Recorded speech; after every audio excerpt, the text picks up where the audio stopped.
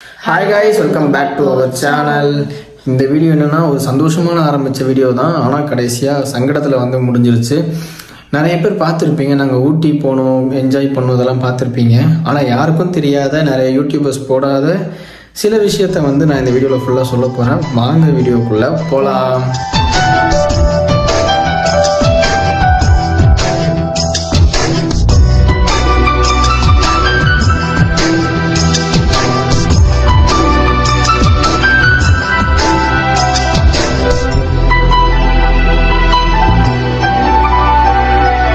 அதாவது நாங்கள் இங்கேருந்து கிளம்புனதுலேருந்து அங்கே ஒரு நாள் முதல் நாள் வந்து என்னென்ன நடந்துச்சு அப்படிங்கிறது வந்து நான் இங்கேருந்து சொல்லிடுறேன். ஃபர்ஸ்ட் ஸ்டார்டிங்ல வந்து நான் சொல்கிறேன். நார்மலாக வந்து இவங்க துர்காக்கா வீட்டுக்கு வந்து சுமதி அக்காவும் பாலா அண்ணா கீர்த்தி அக்கா எல்லாரும் வந்திருந்தாங்க. ஸோ அப்பயே வந்து எங்களை கூப்பிட்டாங்க, இந்த மாதிரி வாங்க நாங்களாம் வந்திருக்கோம் துர்காக்கா வீட்டுக்கு, வந்துருங்க மீட் பண்ணலாம் அப்படின்னு சொல்லியிருந்தாங்க. அஸ்வினுக்கு வந்து முதுகு வந்து சுளுக்கி இருந்துச்சு. ஆமாம், கிளியராக சொல்லியிருப்பேன். முதுகு வலி இருக்கு, அதனால வந்து நீவிட்டு இருந்தோம். நீவிட்டு அப்புறம் குளிச்சுட்டு நீவிட்டு இருந்தோம்னால வந்து நைட்டு போக முடியல. ஸோ அடுத்த நாள் வந்து அவங்களாம் கால் பண்ணி இந்த மாதிரி ஊட்டி போகலாம் அப்படின்னு சொல்லி பிளான் பண்ணியிருந்தாங்க. ஆனா அஸ்வின் வந்து வேணாம்னு சொன்னாங்க, அவங்களால சுத்தமா முடியல. ஸோ நான் வேணாம் போகடா சாரி, என்னாலே முடியல, கார்லாம் ஓட்டிட்டு போக முடியாது, வேணாம் அப்படின்னு சொல்லிட்டாங்க. ஸோ நான் சொன்னேன், என்னைக்கு ஒரு நாள் தான் எல்லாரும் வராங்க, என்னைக்கு ஒரு நாள் தான் மீட் பண்ணி என்ஜாய் பண்ண முடியும், அடிக்கடிலாம் போக முடியாது, நான் போகலாம் அப்படின்னு சொல்லி நான் அடம் முடிச்சேன். அப்பவே வேணாம் இவதான் போலாம்னா, ஆனா வந்து சரி கிளம்பிடலாம் அப்படின்னு சொல்லி கிளம்பி நாங்கள் துர்காக்கா வீட்டுக்கு போயிட்டு அங்கேயே அப்படியே ஸ்ட்ரைட்டா வந்து ஊட்டி கிளம்பிட்டோம். அங்க இருந்து நாங்கள் பிளான் பண்ணது 2 மணிக்கு இல்லை 1 மணிக்கு மலை ஏற ஸ்டார்ட் பண்ணாதான் கரெக்டா இருக்கணும். ஆனா இங்க இருந்து கிளம்பவே 4-5 ஆயிடுச்சு. ஆமா, நம்ம அவங்கள போய் அங்கிருந்து துர்காக்காவை போய் நம்ம 2 மணி தான் கிளம்பணும். அங்க போய் அவங்கள பிக்கப் பண்ணிட்டு அங்கிருந்து வந்து நம்ம மேட்டுப்பாளையம் பக்கத்துல வந்து சுமதி அக்கா அவங்க அண்ணன் வீட்டுக்கு போறதுக்கு வந்து 4 ஆயிடுச்சு. ஸோ அங்கேருந்து கிளம்பி அப்படியே 4-5 ஆயிடுச்சு. நம்ம மேட்டுப்பாளையத்தை ஊட்டி ஏறதுக்கு நைட் ஆயிடுச்சு. இப்போ வந்து அந்த கிளிப்பிங்ஸ் எல்லாமே ஆட் பண்றோம், எல்லாமே பார்த்து நைட் என்ன நடந்துச்சு அப்படிங்கிற கிளிப்பிங்ஸ் எல்லாம் கொஞ்சம் கொஞ்சமாக ஆட் பண்றோம். எல்லா யூடியூபர்ஸும் போட்டிருப்பாங்க. ஸோ அது எல்லாத்தையும் நீங்களும் பார்த்து, நாங்கள் எடுத்த கிளிப்பிங்ஸ் நீங்களும் பார்த்துருங்க. பார்த்து முடிச்சுட்டு அதுக்கப்புறம் என்னென்ன நடந்துச்சுங்கிறத வந்து நான் ஃபுல்லாகவே எக்ஸ்பிளைன் பண்றேன். நாங்கள் ஃபைனலாக சுமதி அக்காவை மீட் பண்ணிட்டோம். உங்களோட பிரதர் அங்க பாரு,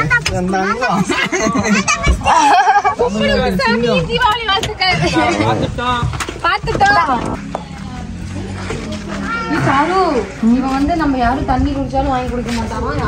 என்ன பண்ணிருக்கா பாரு, இந்த போய் அவனுக்கு தலகாணி வச்சுட்டோம்னா இங்க வந்து படுத்துறியான் அடக்கமா இருக்கு.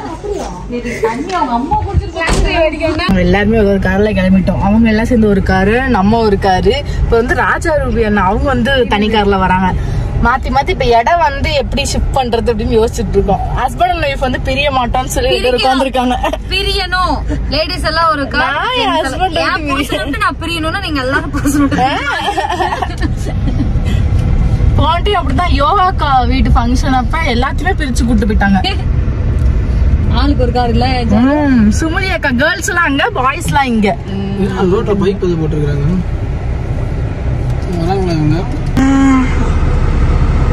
ரைடு போறதுனால வாமிட் வரும்னு சொல்லிட்டு சாக்லேட் வாங்க போயிருக்காங்க. அப்ப உனக்கு வாமிட் வரும்? வந்தாலும் வருமா? சூப்பர்.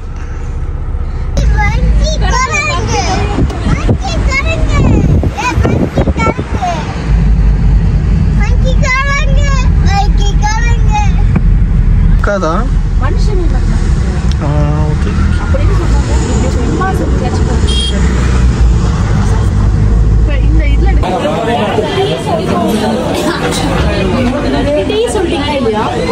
இன்னும் யாரும் வந்து கேட்கவே இல்லை, அதுக்கும் எங்க டீ சொல்றது.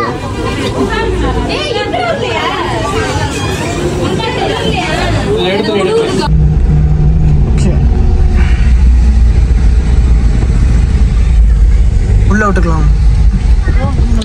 இன்னொரு ஏத்து அடியில வர சொல்லலாம்.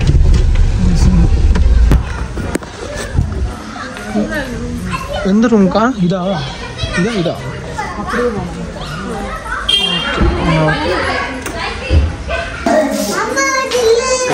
கழட்டக்கூடாது சாமி, செருப்பு போட்டுக்க. இருக்கு வீடு. எல்லாம் பஸ்ஸுப்பா செமையாக இருக்கு.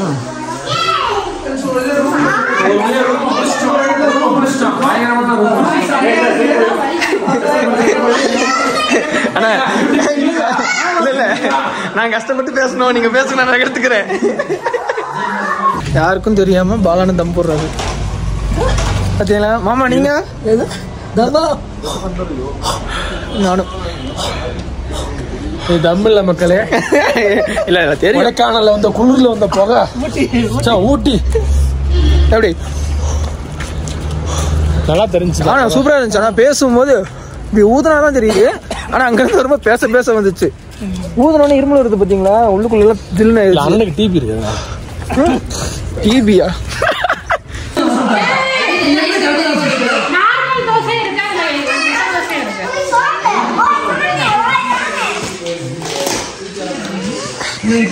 பாரு என் தங்கம் அழகு.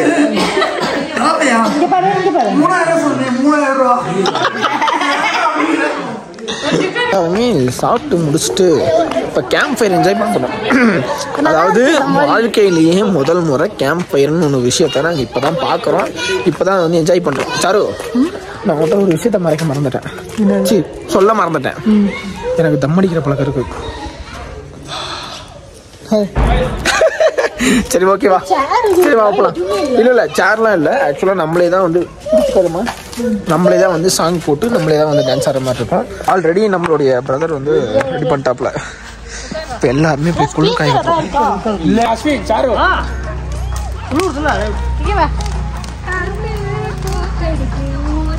ராஜா ஆய் போறியா இன்றி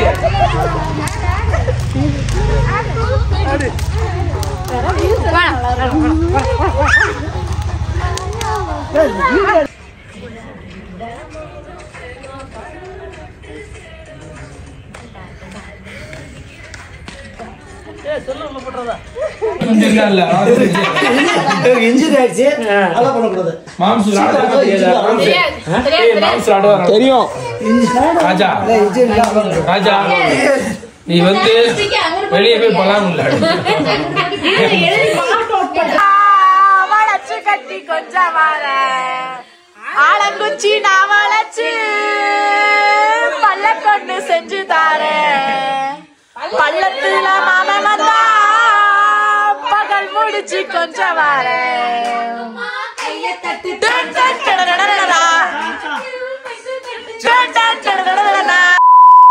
இந்த ஃபயர் கேம்பில் என்ஜாய் பண்ணது. அதுக்கப்புறம் என்னது எல்லாருமே இந்த கார்ட்ஸ் விளையாடிட்டு ஒவ்வொருத்தராக டேர் பண்ணி விளையாடினது. இது எல்லாத்தையும் நீங்கள் பார்த்துருப்பீங்க. அதுக்கு அடுத்து என்ன ஆச்சுன்னா ஃபர்ஸ்டே வந்து ரொம்பவே ஜாலியாக முடிஞ்சிச்சு. நாங்கள் அப்போவே நினச்சிருக்கோம் ரொம்ப ஜாலியாக இருக்குமே, கண்டிப்பாக நமக்குள்ள ஏதோ நடக்கும் அப்படின்னு நான் ரொம்ப நாளாக யோசிச்சுக்கிட்டே இருந்தேன். அதே மாதிரியே நடந்துருச்சு. சரி அடுத்த டே 2 எப்படி போச்சுங்கிறதையும் நீங்கள் வீடியோவில் ஃபுல்லாக பாருங்கள். நான் கடைசியாக சொல்கிறேன். ஸோ கிளைமேட் வந்து பார்த்தீங்கன்னா வெளியே ஃபுல்லாக வெயில், ஆனால் உள்ளே செம குளிர். ஹீட்ரு வேறு ஒர்க் ஆகலையா, எல்லாருமே பச்சை தண்ணியில் குடிக்கிற மாதிரியே ஆயிடுச்சு. ஹீட்ரு ஒர்க் ஆகுது, இருந்தாலுமே சூடு இல்லை. தண்ணி வெதுன்னு கூட இல்லை, அந்தளவுக்கு ஓரளவு கூலிங்காக தான் இருக்குது. ஏறின இடத்துல தான் நீங்கள் இறங்க வேண்டியது. திரும்ப யூனியன் போட்டு கீழே தான் வருவாங்க.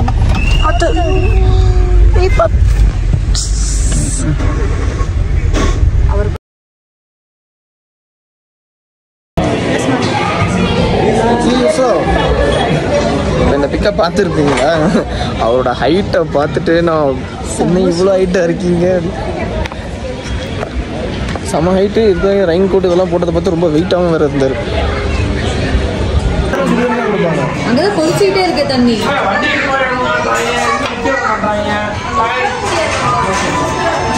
கஷ்டப்பட்டு பிரியாணி சாப்பிட்றா எப்படி பிரியாணி எடுத்துருக்கோம்.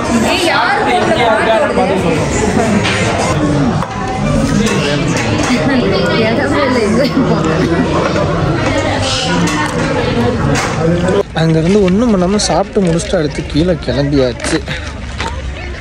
ஸோ கிளம்பும்போது அந்த லெமன் சோடா குடிச்சது தொண்டை திக்குன்னு கத்திச்சுல நிச்சயமாக குடிச்சா இன்னும் அது இது சேர்ந்து கிளம்புறோம். பார்த்துட்டியா? பார்ப்போம். கூட்டத்தோட அப்படியே உங்களை தள்ளி விட்டு வந்துருச்சாரு.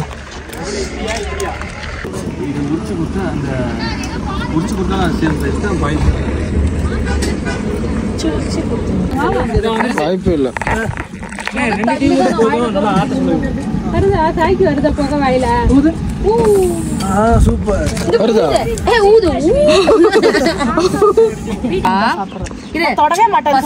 காடை முட்டையை எடுக்கவே மாட்டேன்ச்சு. சாப்பிட்டு பாருன்னு சாப்பிட்டு பார்த்துட்டு இருக்கு. எத்தனை போயிட்டே இருக்கு.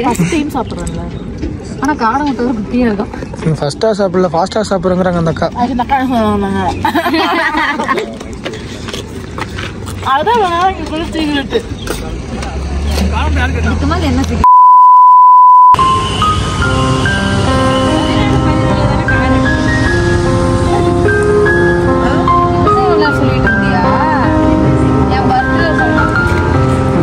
பர்த்டே இல்லைக்கா, நான் கார் எடுத்தது 11. ஸோ இந்த மாதிரி எல்லா இடத்துலையும் சுற்றிட்டு கடைசியாக வந்து கீழே இறங்குறதுக்கு வந்து என்னன்னா மேட்டுப்பாளையம் வரைக்கும் திரும்பவும் எல்லாருமே வந்து ஷஃபிள் பண்ணி போயிருந்தோம் காரில். பார்த்தீங்கன்னா அங்கே போய் நாங்கள் வெளியே எங்கேயுமே போகல. போனோம், காட்டேஜ் எடுத்தோம், சாப்பிட்டோம், தூங்கினோம். அடுத்த நாள் காலையில் எழுந்திரிச்சோம், செக்இன் பண்ணிட்டு வெளியே செக் அவுட் பண்ணிட்டு வெளியே வந்து சாப்பிட்டுட்டு கிளம்பிட்டோம். வேற எங்கேயுமே என்னால் போக முடியல. டைம் அவ்வளோ இதாயிடுச்சுன்னா 16 பேருக்கு 3 ரூம் தான். 3 ரூம்ல ஒவ்வொருத்தரா குடிச்சு கிளம்பி சாப்பிட்டு வரது ரொம்ப நேரம் ஆயிடுச்சு. அதுவும் இல்லாமல் நம்ம வரும்போது போகும்போது எப்படின்னா துர்காக்கா வந்து நம்ம கூட வந்து வந்தாங்க. அங்கே மேட்டுப்பாளையத்தில் மாறிக்கிட்டாங்க. மறுபடியும் மேட்டுப்பாளையத்தில் அதே மாதிரி ரிட்டர்ன் வரும்போது மேட்டுப்பாளையத்தில் வந்து சுமதி அக்கா காரில் வந்து அவங்க அண்ணா அவங்க அண்ணிலாம் ஏறிட்டாங்க. எங்கள் காரில் வந்து துர்காக்கா ஏறிட்டாங்க. எனக்கு காரை எடுத்துகிட்டு கொஞ்சம் தூரம் வரும்போது நானும் ராஜானா மட்டும்தான் கோயம்புத்தூர் ரூட்டில் போனோம். ஏன்னா துர்காக்கா வீட்டுக்கு போகலாம் அப்படின்னு சொல்லி சொன்னாங்க. சரின்னு சொல்லிட்டு போயிட்டு காலைல கிளம்பிடலாம் அப்படின்னு சொல்லிட்டு போகும்போது எனக்கு என் கார் வந்து ரொம்ப சவுண்டு தர ஏதோ சுமதி அக்கா பாலானால வந்து அப்படியே மதுரை கிளம்பிட்டாங்க. அவங்க அப்படியே வேற ரூட்ல போயிட்டாங்க. நாங்கள் மட்டும் வரோம். ஸோ எனக்கு வரும்போது என் காரை வந்து நான் ஊட்டி மேலே ஏற்றதுனால நான் ஏற்றலை, அவங்க அண்ணன் ஏற்றினாரு. எனக்கு வந்து கார் ஓட்டும் போது ரொம்பவே ஒரு டிஃப்ரெண்ட்டாக தெரிஞ்சிச்சு. சரி மேலே ஏறிட்டு கீழே இறங்கினதுனால வந்து ஏதோ பிரச்சனை இருக்குது, ஏதோ சவுண்டு கேட்குது போல நார்மலாக விட்டேன். சவுண்டு வந்து ஹெவியாக கேட்க ஆரம்பிச்சிச்சு. என்னடா சவுண்ட் ஹெவியாக கேட்குதுன்னு சொல்லிட்டு ஓரம் கட்டிட்டு அப்புறம் ராஜா அண்ணா வந்து இந்த மாதிரி கார் அவரும் ஓரம் கட்டிட்டு வந்து செக் பண்ணி பார்த்தாரு. தண்ணி பார்த்தோம், தண்ணி இல்லாமல் இருந்துச்சு. அப்புறம் தண்ணி ஊற்ற ஆரம்பிச்சோம். 3 கேன் 4 கேன் வாங்கி ஃபுல்லாக மினரல் வாட்டர். சரி அப்புறம் கொஞ்சம் தான் முன்னாடி ஏதாவது இடம் இருக்கா, போய் காரு வந்து ஏதாவது சர்வீஸ் பண்ணுற இடம் ஏதாவது இருக்கா அப்படின்னு சொல்லிட்டு கரெக்டாக ஒரு 9 மணி இருக்குமா, 9 மணிக்கிட்ட தேடிக்கிட்டே போகிறோம். கேட்டு போனால் எனக்கு சவுண்ட் ரொம்ப மோசமாச்சு. எனக்கு என்ன பண்ணுறதுன்னு தெரியல. அடுத்து அவங்க அப்பாவுக்கு ஃபோன் பண்ணேன். அவங்க அப்பா வந்து இன்ஜின் சிம்பிள் காட்டுது, அதனால ஓரமாக நிப்பாட்டிடுங்க, கார் எடுக்காதீங்க அப்படின்னாரு. கரெக்டாக ஒரு 9:45 9 அந்த டைமில் ஓரமாக நிப்பாட்டிட்டேன். ஓரமாக நிப்பாட்டின்னு துடியலூர் கிட்ட வந்து நின்றுட்டேன். கரெக்டாக எப்படின்னா துடியலூரில் நிப்பாட்டினோன்னே எல்லா கடையும் சாத்தி இருக்குது, என்ன பண்ணுறதுன்னு தெரியல. அப்புறம் ஓரமாக ஒரு கடை இருந்துச்சு.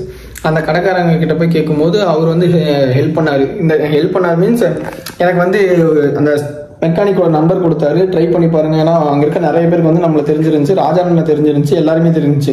ஸோ அவங்க வந்து எப்படின்னா கொஞ்சம் ஹெல்ப் பண்ணாங்க, இவங்களுக்கு கால் பண்ணுங்க அப்படி இப்படின்னு சொல்லிட்டு. நானும் வண்டியை ஸ்டார்ட் பண்ணி பார்க்குறேன், வண்டி ஸ்டார்ட் ஆகவே இல்லை. அப்புறம் எல்லாமே குழந்தைங்க, லேடிஸ் எல்லாருமே இருந்தாங்க. ராஜா அண்ணா, அப்புறம் துர்கா காக்கா ஃபேமிலி, அப்புறம் சாரு, இத்தனை பேர் இருந்தாங்க. குழந்தைங்க எல்லா குழந்தைங்க உடம்பு சரியில்லை. ஸோ எங்கனாலே நிற்க முடியல. நாங்கள் போய் ஹோட்டலில் கொண்டாட உட்காந்துட்டு வெளியே வந்து இவங்க ஆனால் 3 பேர் கார்கிட்டே நின்றுட்டு இருந்தாங்க. மெக்கானிக்லாம் வர சொல்லி மெக்கானிக் வச்சு பார்த்துக்கிட்டு இருந்தாங்க. இவங்க ரொம்ப கஷ்டமாயிடுச்சு. நம்ம காரை வந்து குறைய சொல்ல முடியாது, யாருமே எந்த குறையுமே சொல்ல முடியாது. ஃபர்ஸ்ட் டைம் ஹீல்ஸ் ஏற்றி இறக்குனா எப்பவுமே எல்லா வண்டிக்கும் ஆகிறது எங்க வண்டிக்கும் ஆயிடுச்சு. நாங்கள் செக் பண்ணி பார்த்தோம், அதாவது போகும்போதே செக் பண்ணோம். நான் மெக்கானிக் வந்து அதை செக் பண்ணலாம், இதை செக் பண்ணலாம், எல்லாமே செக் பண்ணிட்டு தான் போனோம். அப்புறம் தண்ணி வந்து இன்ஜின் ஆயிலோட மிக்ஸ் ஆகிற மாதிரி இருக்கு அப்படின்னு சொல்லிட்டு வண்டி சீஸே ஆக போகுது, அந்த நிலைமையில ஆகி போச்சு. எனக்கு என்ன பண்றதுன்னே தெரியல. என்னடா வாங்கி இப்பதான் 1 மாசம் முடிஞ்சு அடுத்த 10 நாள் ஆரம்பிக்குது. நான் இப்பதான் காரோட விஷயத்தையும் உங்ககிட்ட நான் ஷேர் பண்ணியிருந்தேன். ஷேர் பண்ணும்போதே இந்த ஒரு எனக்கு அப்பயே நினைச்சேன், நான் யாரும் சொல்ல, என்கிட்ட அப்பப்போ கிருபா சொல்லுவான், கார் அதிகமாக ஃபோட்டோ எடுத்து போடாத, வீடியோ எடுத்து போடாத, அந்த மாதிரிலாம் சொன்னேன். நான் என்னென்ன பரவாயில்ல அப்படின்னு சொல்லி விட்டேன். ஆனால் எனக்கு இந்த சம்பவம் நடக்கும்போது எனக்கு ஃபர்ஸ்ட் கிருபா தான் மைண்டுக்கு வந்தேன். அன்னைக்கே சொன்னானே அப்படின்னு. பரவாயில்ல, எனக்கு வந்து எப்படின்னா ரொம்ப ஒரு கஷ்டமாயிருச்சு. அதுவும் இல்லாமல் இப்போ ரீசெண்டாக பார்த்தீங்கன்னா நமக்கு ஒர்க்கு வந்து ரொம்பவே டல்லாகிருச்சு. டிசம்பர் மாதம் வந்து எந்த ஒரு ஒர்க்கும் அதிகமாக போகலை. அதுவும் இல்லாமல் ப்ரோக்ராம்ஸ் நிறையா வந்துருச்சு. நம்ம கையில் வந்து காசுங்கிறது வந்து ஊட்டி போகும்போது கையில் உண்மையிலே ஊட்டி போகும்போது கையில் அமௌண்ட்டே இல்லை. என் கூட வந்து எல்லாருக்குமே தெரியும். துர்காக்கா தான் எங்களை பார்த்துக்கிட்டாங்க. அவங்க மொத்த காசையும் பில் போட்டு அதுக்கப்புறம் எங்களுக்கு சென்ட் பண்ணதுக்கப்புறம் அக்கா நான் கையில் காசு எல்லாத்தோட அமௌண்ட்டையும் பார்த்துக்கிட்டாங்க. அப்புறம் கடைசியாக எல்லாத்துக்கும் டிவைட் பண்ணி எல்லாருமே அக்கா அக்கௌண்ட்டுக்கு அனுப்புற மாதிரி. ஆனால் எல்லாரும் அனுப்பிச்சிட்டாங்க, நாங்கள் மட்டும் அனுப்பவே இல்லை. அந்த அக்கா என்ன சொன்னாங்கன்னா அவங்க கையில் காசு இருக்கும்போது அனுப்பிவிடுங்க அப்படின்னு சொல்லிட்டு டிவைட் பண்ணி அமௌண்ட் சொன்னாங்க. எனக்கு அந்த அளவுக்கு கஷ்டத்தில் நான் போக வேணாம்னு சொன்னேன். ஃபர்ஸ்ட் ரீசனும் அதுதான், கையில் அமௌண்ட் இல்லை, இன்னொன்று என் கை வலி, அதனால வேணாம்னு சொன்னேன். ஆனால் எல்லாரும் வந்திருக்காங்க போகலாம் அப்படின்னு சாரு சொல்லும்போது சரி ஓகே அப்படின்னு. ஆனால் கார் இப்படி ஆயிடுச்சு. ஐயோ எனக்கு ப்ரெஷர் மேல ப்ரெஷர். கேட்டீங்கன்னா ஷாக் ஆயிருக்கீங்க. இந்த காசை வச்சுட்டாடா ஊட்டி போயிட்டு வந்தீங்க அப்படிங்கிற அளவுக்கு. 807 ரூபா.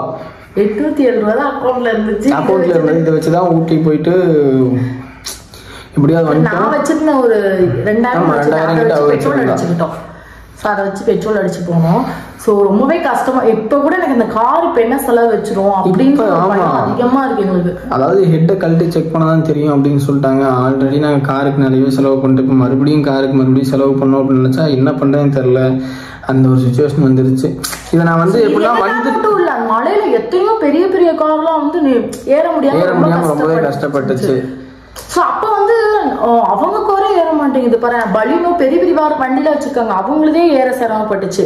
ஸோ அப்படி இருக்கும்போது எங்களுக்கு ஐயோ நம்ம காரும் இப்படிதான் ஆகும். ஆனால் கண்டிப்பா நிறைய கார் வந்து மலை ஏற்றி இறங்கும்போது ரிப்பேர் ஆக வாய்ப்பு இருக்கு. எங்களுக்கு வந்து பாத்தீங்கன்னா ஆயில் கம்மியாயிருச்சு.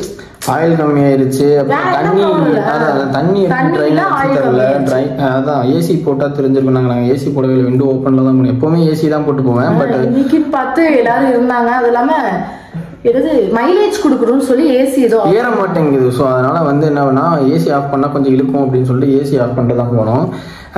எனக்கு கீழே இறங்கி வண்டி நின்ன உடனே என்ன பண்ணுன்னு தெரியல. லேடிஸ் எல்லாருமே வெயிட் பண்ணுறாங்க, குழந்தைங்களாம் வெயிட் பண்ணுறாங்க. அப்புறம் நான் இங்கே ஆல்ரெடி சர்வீஸ் பண்ணிட்டு இருந்தேன் திருப்பூரில். அவங்களுக்கு கால் பண்ணி இந்த மாதிரி பிரச்சனைன்னு சொன்னேன். நீங்கள் வண்டி அங்கேயே விட்டுட்டு நீங்கள் வந்துருங்க, நம்ம நாளைக்கு போய் நாங்கள் டோப் பண்ணி எடுத்துக்கிறோம் அப்படின்ட்டாங்க. சரின்னு சொல்லிட்டு நான் அவங்ககிட்டயே கன்சல்டிங் இருந்தாங்க. அவங்க வாசல்ல சீரியஸா சொல்றேன், அவங்க வாசல்ல நிப்பாட்டிட்டு அவர் எனக்கு ஹெல்ப் பண்ணது எப்படின்னா, கேமராவை வந்து கேமரால தெரியற மாதிரி காரை நிப்பாட்டிட்டு போங்க, சைட் லாக் போட்டு போங்க, ஸ்டீரிங் லாக் பண்ணிட்டு போங்க, எல்லாத்தையுமே சொல்லி பார்த்துக்கிட்டு கடைசியாக எனக்கு வந்து எப்படின்னா டோ பண்ணி கொண்டு போகிறதுக்கு இங்கேருந்து ஆளுங்க போனாங்களே. ஸோ அவங்க எடுத்துகிட்டு வர வரைக்கும் அவர் பக்கத்துலேயே நான் பார்த்தாரு. உண்மையிலேயே அவருக்கு ரொம்பவே நன்றி. அந்த கடை இருக்கும்ல, அந்த கடையோட ஓனர் சொல்கிறேன். ஸோ அவர் தான் ஹெல்ப் பண்ணாரு. அவங்க வந்து இப்படி ஒரு ஹெல்ப் பண்ணுவான்னு தெரியல. ஏன்னா எங்களுக்கு அந்த நேரத்தில் எதுவுமே நம்ம துர்காக்கா வீட்டு வரைக்கும் கொண்டே விட்டுறலாம் அப்படின்ற ஒரு இது இருந்துச்சு. கடைசியில் பார்த்தா வண்டியே ஆன் ஆகலை. ஒயிட் கலர்ல போக புஃப்னு வந்துச்சு. எனக்கு அதுல இருந்து மனசே விட்டேன். மெக்கானிக் ஒரு பக்கம் வந்தாங்க, எல்லாம் தாண்டி எப்படியோ அங்கேயே வண்டி நிப்பாட்டிட்டு வந்துட்டோம். அதான் எனக்கு என்னடா கடவுளே, ரொம்ப நேரம் ஜாலியா பிரிச்சு பார்க்கல, என்ன பிரச்சனைன்னு தெரியல. அதே மாதிரி என் காருக்கு இந்த பிரச்சனையாச்சு அப்படின்னு சொல்லிட்டு நான் யாருக்கிட்டையுமே சொல்ல. அங்க இருந்த ராஜாண்ணா துர்காக்காவுக்கு தெரியும், உங்க அப்பாவுக்கு தெரியும். மற்றபடி நான் வேற யாருக்கிட்டையுமே சொல்ல. சுமதி அக்காவாகட்டும் யார்கிட்டையுமே சொல்லவே இல்லை. ஏன்னா எல்லாருமே ஒரு சந்தோஷமான மைண்ட் செட்ல போனாங்க. ஸோ அதை கெடுக்க வேணாம் அப்படின்னு சொல்லிட்டு நான் அதை பத்தி எதுவுமே பேசவே இல்லை. அவங்க கிட்ட கார் இந்த மாதிரி ஆயிடுச்சு அப்படின்னு சொல்லிட்டு அப்புறம் அங்கிருந்து எல்லாருமே பேசுறாங்க. ஆனால் என் காதுல வந்து எதுவுமே கேட்க மாட்டேங்குது. ஈன்னு கேட்குது. உள்ளுக்குள்ள வந்து அப்படியே ஒரு மாதிரி அழுத்தி பிடிச்ச மாதிரி. கேட்கறவங்களுக்கே வந்து அது ஒரு நியூஸா தான் இருக்கும். அதான் எப்படின்னா கேட்கறவங்களுக்கு வந்து நியூஸா தான் இருக்கும். ஆனா பாதிப்பு எங்களுக்கு தானே. அதனால எனக்கு இந்த அழுத்தம் என்னன்னு தெரியுது. இவ்வளவு கஷ்டப்பட்டு எல்லாத்தையும் பண்ணிட்டு ஒரு வருஷம் ஆயிருந்தா கூட எனக்கு அவ்வளவு தெரிஞ்சிருக்காது. ஒரு மாசம் தான் ஆகுது கார் எடுத்து. அதுவும் எப்படி புதுசா அப்படியே எடுத்த மாதிரி இருந்துச்சு கார். சின்ன ஒரு செலவு வச்சாலே என்னடா நம்ம எல்லாமே கரெக்டா தானே பண்ணோம், ஒவ்வொன்றும் பார்த்து பண்ணோம். அதாவது இதுல இருந்து எனக்கு என்ன தெரிஞ்சுக்கிட்டேன் அப்படின்னா, நீங்க 1000 கிலோமீட்டருக்கு ஒரு தடவை உங்க ஆயிலை செக் பண்ணிக்கோங்க. தண்ணி ரேடியேட்டர் கார் வச்சிருக்க சொல்றேன். ரேடியேட்டர் என்ன மாதிரி தெரியாம இருந்தீங்கன்னா சொல்றேன். மற்றபடி எக்ஸ்போர்ட்டா இருந்தா எனக்கு அவங்க நல்லா பார்த்துப்பாங்க. என்ன மாதிரி தெரியாம யாராவது இருந்தீங்கன்னா அப்படின்னா கண்டிப்பா 1000 கிலோமீட்டருக்கு ஒரு தடவை வந்து உங்க தண்ணியும் செக் பண்ணிக்கோங்க, ஆயிலையும் செக் பண்ணிக்கோங்க. இதுதான் மெயின்.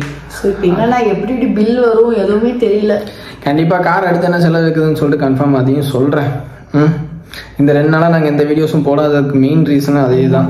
அதே மாதிரி நிறைய பேர் என்னன்னா மணி அமௌண்ட் கையில இல்ல, அது பெரிய பிரஷர் எங்களுக்கு. எனக்கு மணி ஞாபகம் வருது. அதே மாதிரி நாங்க ஊட்டியில வந்து ஸ்டோரி போட்டிருக்கும் போது எல்லாருமே என்கிட்ட கேட்டுறீங்க, உங்க ராஜு மாமனார் வந்து அங்க ஹாஸ்பிட்டல் அட்மிட் ஆயிருக்காரு, நீங்க என்ன பூத்தரிச்சிட்டு இருக்கீங்கன்னு சொல்லிட்டு. அதாவது நாங்க ஊட்டி போனதுக்கு அப்புறம் தான் இந்த ஸ்டோரி எல்லாம் நாங்க பாக்குறோம்.